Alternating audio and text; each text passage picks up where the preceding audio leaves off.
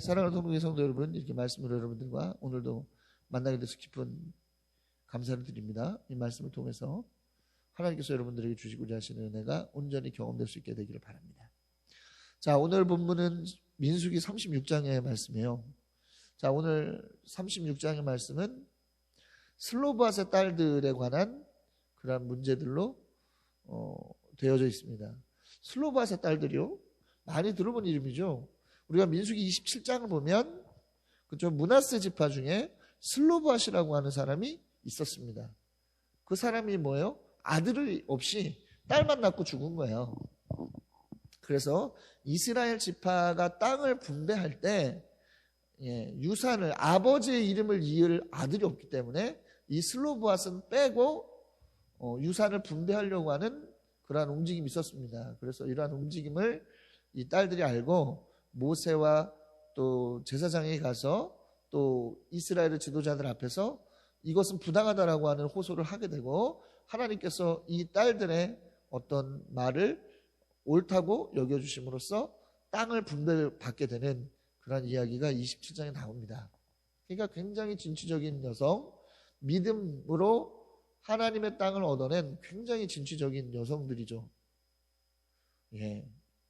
그 슬로바스 딸들의 이야기가 오늘 또 이 36장의 말씀에 핵심이 되고 있는 겁니다.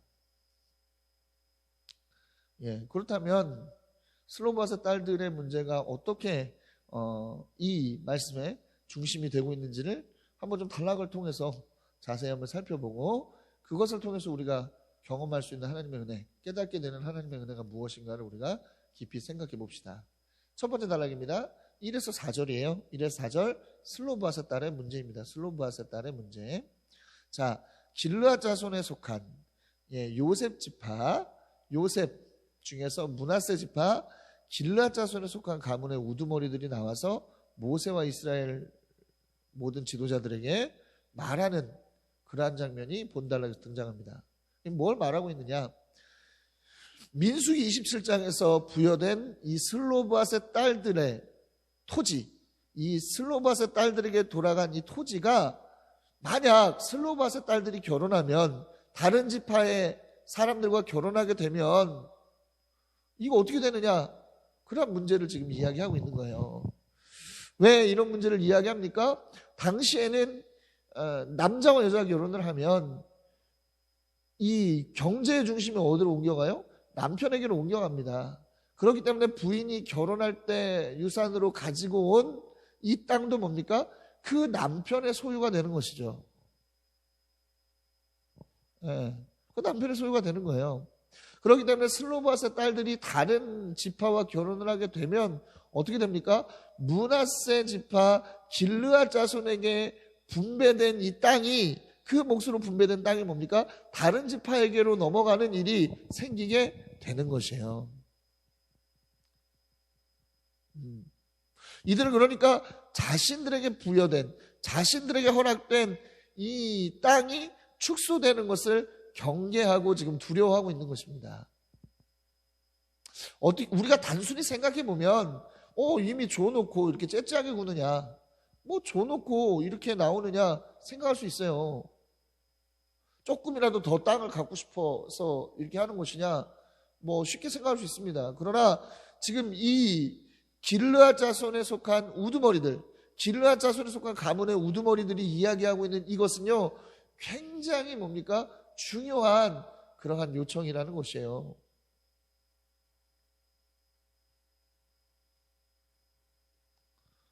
왜 그렇습니까? 여러분, 이들에게 분배된 유산이라고 하는 것에 의미가 있기 때문입니다. 우리는 이 의미를 안다면 이들의 요청이 얼마나 타당한 것인가를 알게 돼요.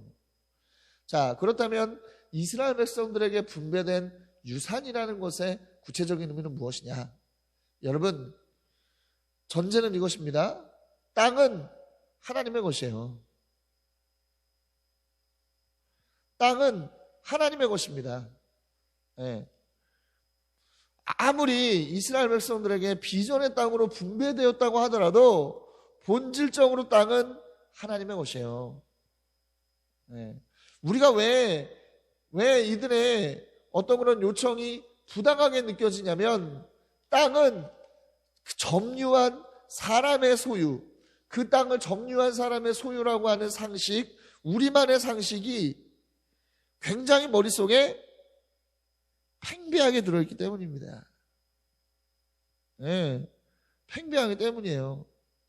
그러나 여러분, 땅은 하나님의 것이에요. 민수기 25장 23절 보면 아주 명확하게 이렇게 말씀합니다. 땅을 아주 팔지는 못한다. 땅은 나의 것이다. 너희는 다만 나그네이며 나에게 와서 사는 임시 거주자인 뿐이다 말씀합니다. 그렇기 때문에 하나님의 개념에서 땅은 팔고 사는 매매의 도구가 아닌 것입니다, 사실. 왜? 매매한다는 것은 뭐예요? 자신이 주인 행세를 하는 거잖아요. 주인은 하나님 따로 있는데. 그렇기 때문에 하나님께서는 이 원칙 속에서 어떻게 하고 있습니까? 신년 때 뭐예요? 신년 때 어떻게 합니까? 혹 상황이 어려워서 자신들에게 부여된 땅을 어떻게 하더라도 다른 사람에게 팔더라도 신년이 되면 어떻게 하게 되어 있어요? 어떻게 하게 되어 있습니까? 다시 원래 주인에게로 땅이 돌아오도록 하셨다는 거죠.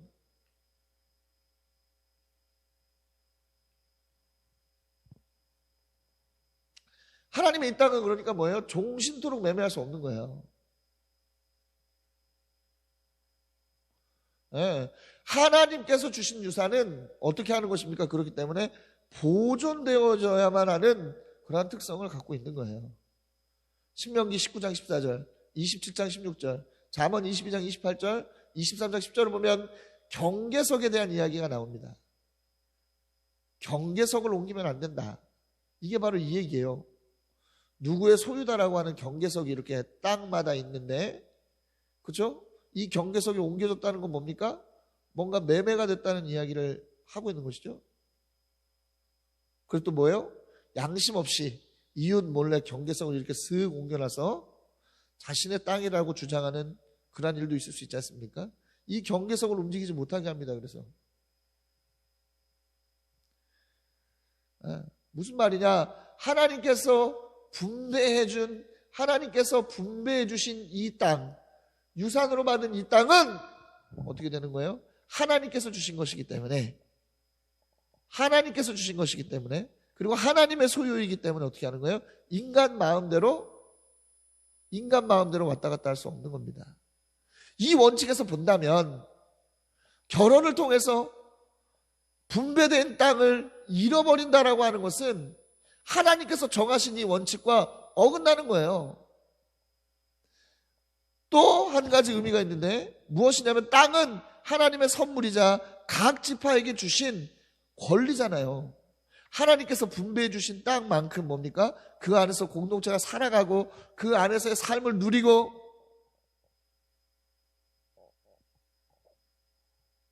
공동체에게 주신, 공동체에서 누리게 하신 권리이고 행복을 누리게 하신 권리이자 하나님의 선물입니다. 그렇기 때문에 그만큼 축소된다고 하는 것은 뭡니까? 그 공동체가 누려야 될 하나님께서 주신 복을 잃어버리는 거예요. 그러니까 되게 심각한 겁니다, 이게. 하나님께서 정하신 원칙에도 어긋날 뿐만 아니라 그것을 통해서 자신의 지파가 누릴 수 있는 하나님의 복이 축소된다면 그 어떤 지파의 지도자로서 그것만큼 심각한 문제가 어딨냐 이 말입니다.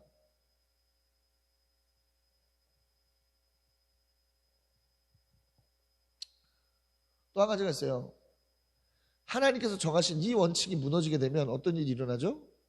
마음대로 뭐 경계석을 조정할 수 있고 팔고 살 수 있으면 어떤 문제가 생겨요? 힘에 의해서 경계석이 마구 옮겨지는 일이 생기게 되죠. 실제로 그런 일이 있었지 않습니까? 언제 그런 일이 있었습니까? 열왕기서를 보세요. 열왕기서. 예. 열왕기서를 보면 누가 나옵니까? 아합이라고 하는 왕이 나오죠. 아합이라고 하는 왕이 나옵니다. 예. 아합은 아합은 어떤 사람이죠? 아주 악한 왕입니다. 아주 악한 왕이에요. 예, 그는 우상을 섬기는 아주 고약한 왕이죠. 그런데 그가 어느 날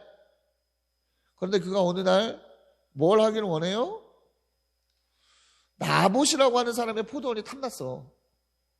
그래서 나봇이라고 하는 사람의 포도원을 팔라고 나봇에게 제의를 하죠. 근데 나봇이 거절합니다. 열왕기상 21장을 보면 21장 4절을 보면 아합은 이스라엘 사람 나봇이 그 포도원을 조상의 유산이라는 이유로 양도하기를 거절하였으므로 마음이 상하였다.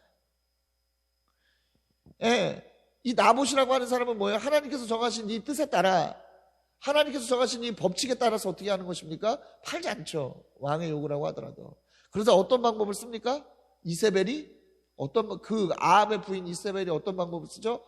모략을 꾸며서 나봇을 죽이고 그 땅을 취하도록 하는 악한 방법을 쓰고, 바로 이 일 때문에 아합의 일가가 망하게 되는 결정적인 계기가 되죠. 이런 일들이 도처에서 일어날 수 있다는 거예요. 이 원칙이 깨지면.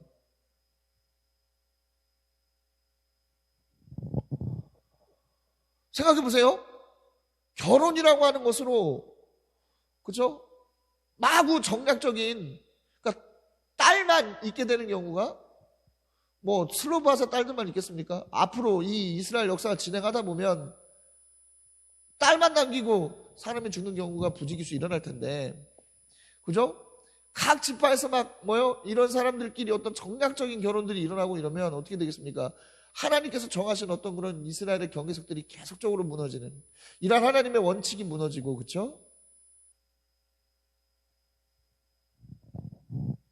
힘 약한 지파는 계속적으로 물러서게 되는 이런 일들이 계속적으로 일어날 수밖에 없는 상황이라는 거예요. 새로운 하나님의 기준, 새로운 하나님의 원칙이 필요하게 되었습니다. 예. 사랑하는 여러분, 우리도 살다 보면 지나간 일이라고 생각하는 것이 우리의 삶 속에서 굉장히 중요한 문제로 다시 대두되는 경우가 많습니다. 재정의 문제도 그렇고, 사람과의 문제도 그렇고, 그렇죠? 상황의 문제도 그렇습니다. 중요한 것은 뭐예요? 중요한 것은 뭡니까? 기준이 중요합니다. 기준. 어떤 기준을 다시 세울 것이냐. 하나님께서 세우신 기준, 그 기준 다시 한번 생각해 보게 될 수 있는 여러분 되시기 바랍니다. 자, 이 슬로바사 딸의 문제들이 이렇게 대두가 됐는데 어떻게 이 문제들을 해결할까? 다음 단락을 보시죠. 5절에서 9절입니다. 5절에서 9절. 하나님의 응답입니다. 하나님의 응답. 자, 슬로바사 딸들은 오직 자신들의 지파하고만 결혼하라. 이것이 이 슬로바사 딸들의 문제에 대한 하나님의 응답입니다.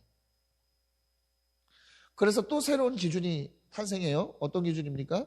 앞으로 유산을 받아 결혼하는 모든 여자들도 동일하게 이 법이 적용된다는 것이죠. 뭐냐? 야, 경계석이 옮겨지냐?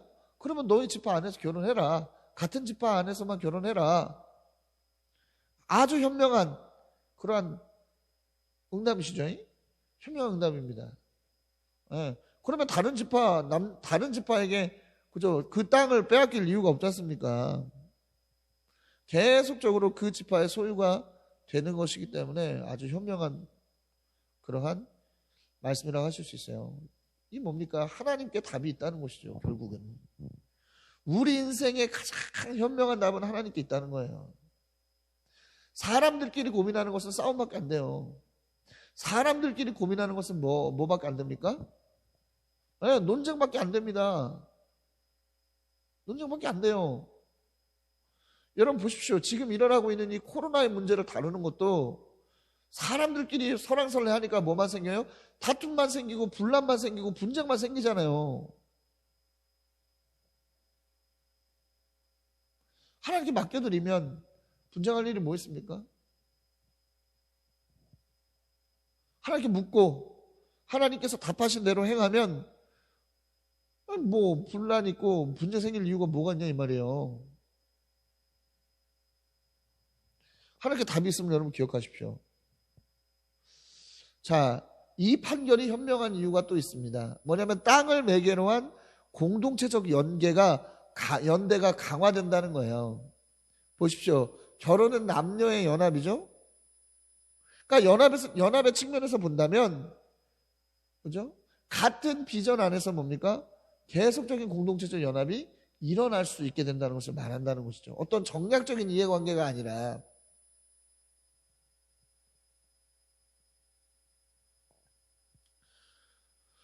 공동체 안에서 계속적인 어떤 그런 연합이 이루어지는 거예요.